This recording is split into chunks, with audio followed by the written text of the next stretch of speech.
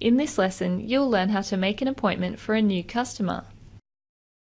From the Operations menu, select Appointments. Then go to the desired day on the appointment book. You can select a date using the Calendar option or the quick navigation buttons at the bottom of the appointment book. Select an appointment time within the relevant employees column. Then press the New button. Enter the customer's details, ensuring that you fill in all of the mandatory fields, which are marked in red.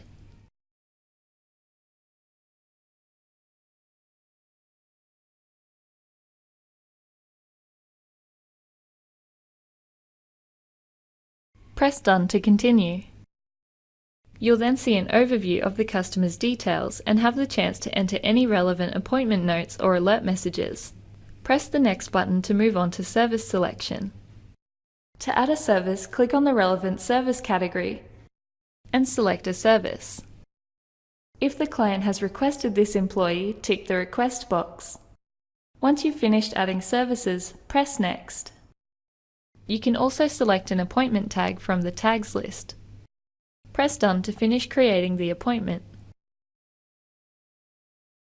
Now that you know how to make an appointment for a new customer, you can add customer details and book an appointment in one seamless process.